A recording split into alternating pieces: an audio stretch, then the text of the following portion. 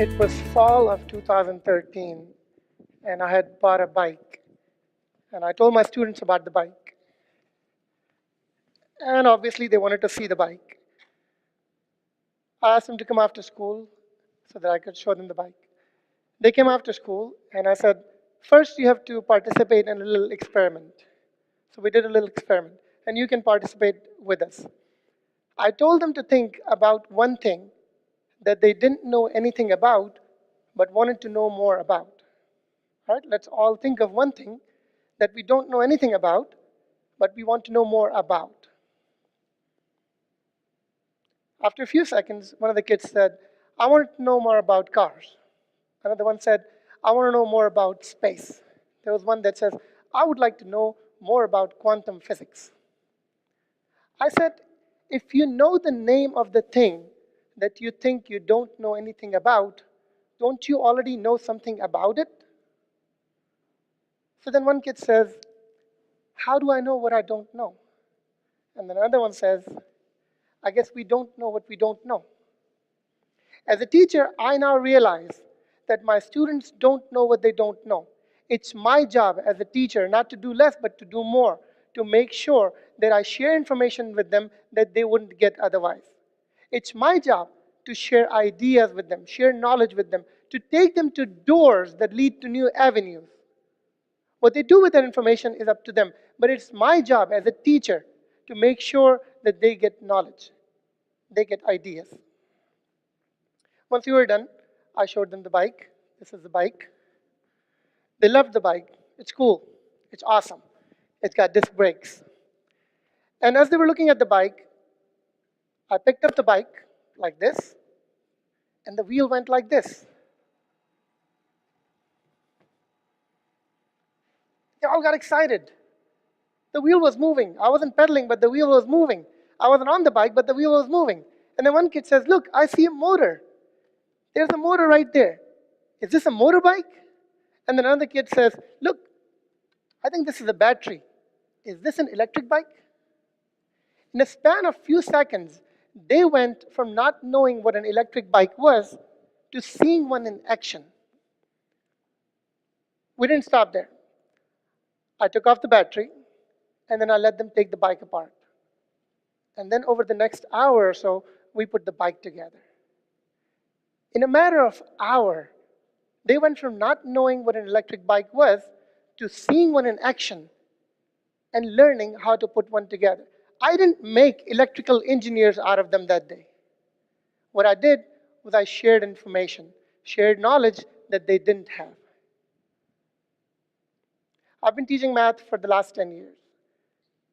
I teach at Louisville High School now, the main campus. The 9 years of that first 10 of the 10 years that I taught math, I taught at a Title I high school in West Dallas. I was also their tennis coach. The demographics of that school were 66% Hispanic, 33% African American, and 100% free or reduced lunch. Those kids were underprivileged. They were the manifestation of the word underprivileged. Most of them had parents who didn't have time for their children. They worked from morning till night. Most of them didn't have time academically to spend with their kids or otherwise. I remember once in fall of 2009, the tennis team won the district fall tennis tournament. Big deal. We won 11-4A. I had to take my kids to Grapevine High School for a regional. So we all got in this little white van and we drove to Grapevine High School and we waited there for our opponents. And then these buses started coming. And they were taking out benches and tables and they were filling them with snacks and food. There were parents, there were relatives, there were cheerleaders for the tennis team. What did my kids have? They had me, they had that little white van, and 24-pack of bottled water. Those kids were underprivileged. My underprivileged kids needed the information more than others. So why is it that our underprivileged students don't get the information that they need? Let's do another experiment. And you can join me. I'm going to take my right hand, and I'm going to put it in front of me. You can do it too. Just don't hit the person next to you. Now I'm going to keep it as far away from myself as I can. I'm going to take my left hand, and I'm going to put it in between this right hand and my face. Now, if your right hand is not too big, you should not be able to see your right hand. It should be hiding behind your left hand. But if you take your left hand and slowly move it away from your face, or shift it a little bit, up, down, sideways, just shift the focus a little bit, you should be able to see your right hand. This right hand is the information, it's the knowledge, it's the opportunity. This left hand, it represents all the obstacles that my underprivileged student faced. It could be the poverty that they live in. It could be the drug or gang violence that they have to live through every single day. It could be the fact that nobody told them that they could do great things in life. Remember, they don't know what they don't know until someone tells them. It's my job as a teacher to tell them that they can do great things in life. I'm a very well-trained husband. When I wanted an electric bike, I had a choice. I could buy one or I could build one. Being the difficult person I am, I decided to build one so that I could learn from the learning process, so that I could see how it felt. I could make mistakes, and boy, did I make a lot of mistakes. Every morning I would wake up and I'd apologize to my wife for all the mistakes I was going to do that day. And at night I would apologize again for all the mistakes I made, but I didn't want to make. But finally I made the bike. The bike was working. And once the bike was done, I started riding it to school every day, from Carrollton to West Dallas, 20 miles each way.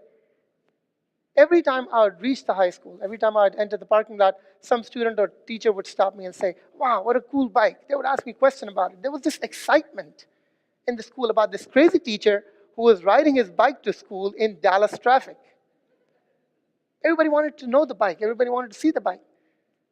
And so I thought, if I could take that excitement and translate into introducing my students with STEM careers, science, technology, engineering, and math, wouldn't that be a great thing? So I did the smart thing every smart teacher does. I offered my students food. I told them, come after school, I'll feed you, I'll give you juice. I got them food, I hyped them up, and then I talked to them about STEM careers. And that's how I started the first STEM club at LG Pinkston High School. Science, technology, engineering, and mathematics. We didn't make electronics engineer out of those kids. We didn't make nuclear engineers out of those kids. What we did was we shared information. For the first meeting of the club, I decided to share with them the Archimedes method. Archimedes was a mathematician 250 years ago, 250 years before Christ. He discovered a method to calculate the value of pi, 3.14 something something, without using computers, just circles and polygons. It was amazing to see those kids learning that you can do math without calculators. Remember, they don't know what they don't know until you tell them. I was telling them you can do math without calculators. Now, that gives them the knowledge that they can do math without calculator. They can take that knowledge with them to the tests in the classroom and try and apply it. I would clip articles from Popular Magazine, Popular Science Magazine, Popular Mechanics Magazine, and I would share them with the students. And I would give them a week to read the article, discuss it with their friends, families, and then every week we would come together and we would discuss what we had learned from those articles. I was talking to one of the students from STEM Club, and we were talking about careers and jobs. And she said, I want a job where I get to sit. I thought I heard her wrong. So I asked her again. And she said, I want a job where I get to sit. My dad works in construction. He's up all day long. My mom cleans houses. She's up all day long. I work part-time as a cashier. I'm up on my feet when I'm working. I want a job where I can sit down and relax. It was mind-blowing to see that that's what she thinks a good job means, where you get to sit down. That's her definition of a good career. I want to know if my other students were thinking like that too. So I did an unofficial, unscientific Google survey, and it turned out that my students wanted to be one of three things. They wanted to either go into law enforcement or armed services. They wanted to go into entry-level medical fields, or they wanted to become crime scene investigators. Now, the first two things make sense. Law enforcement, they come in contact with those people every day. Armed services are recruiting in the schools, so that makes sense. Entry-level medical positions, they're easy to get if you have a high school diploma, so that makes sense. But crime scene investigator? That didn't click, that didn't calculate until I shared this information with another teacher. And she said, that's easy. They see it on TV. There are 6 shows at the same time about crime scene investigation and forensic scientists. And so it made sense. My students are exposed to those careers through TV. And since they're exposed to those careers through TV, they want to go into those careers. What if I could give them that exposure? What if I could show them people in those careers? What if I could show them people who were scientists, engineers, doctors? So I would take my students on field trips, and they would meet these amazing people. One field trip I remember, we went to a community college for a math fun day. I know math is not fun for a whole lot of people, but for us it was, and we had fun. And at that math fun day, we had a lot of fun. And at the end of the day, my students got to hear from a female nuclear engineer. And she happened to be Hispanic. Most of my female students were Hispanic. Imagine, put yourself in that little girl's shoes. You've never met anybody like that. And this lady, she's telling you that she's a nuclear engineer, and she comes from where you are coming from. She went through what you went through. She shares with them her struggles, academic struggles, financial struggles, personal struggles. She tells them how she made it. She tells them, you can make it too. Remember, they don't know what they don't know until you tell them. She was telling them, you can make it. We didn't make nuclear engineer out of them that day either. But what we did was we gave them hope. We gave them knowledge that someone just like you made it. You can make it too, if you just try it. We met an engineer who was African American. Most of my male students were African American. And when they met him, it was mind-boggling. They asked him questions. They asked him how he made it. They asked him what obstacles he faced. And he was open about it. He went to Harvard. He shared his knowledge, his experiences with them. I was going to start my talk with a Arduino knock-knock joke, but it was going to fail. So I thought I would share with you what an Arduino is first, and then maybe we'll try the joke, and then we'll let it fail. So Arduino is this small electronics device. Some of you know this. It's used for prototyping, so you can make things with it. You can add LEDs and sensors and some wires and some resistors and battery, and you can make things with it. So I came across this when I was trying to build my electric bike. It's an amazing thing. It's open source software and hardware platform, so anybody can copy it, everybody can make it. I went online, I bought some kits, and I gave them to my students. One of the first projects that you make is you blink an LED. That's the first project. You put some LEDs, you put some resistors, you put a battery in it, you connect to the computer, you code it, and hopefully with some luck, the LED blinks. So I did that with my students. That was the first project. We made the LED blink. Then we went back and we changed the code, said that now the LED was blinking slowly. And we went back and made it blink fast. Amazing stuff. Physical manifestation of non-physical knowledge. Now, once they knew how to blink an LED, once they made their first project, I let them loose. I asked them to come up with ideas, and they came up with amazing ideas. They came up with things that I hadn't even thought of. It was amazing. Let me leave you with this thought, with this question. What is $10 worth? This thing is worth $10. It's an electronic circuit board, some wires, some LEDs, some sensors. What is $10 worth? It's worth a lifetime worth of change.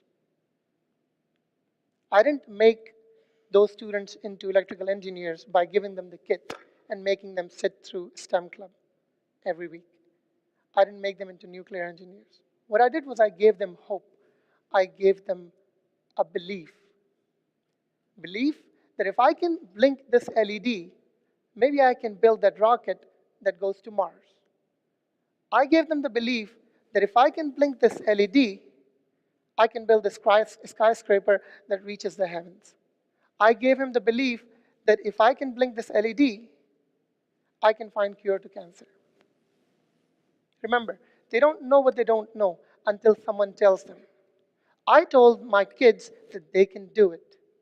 They all can do it, as long as they know it. Someone needs to tell them. Once they can blink this LED, they can move mountains. All of them. Thank you.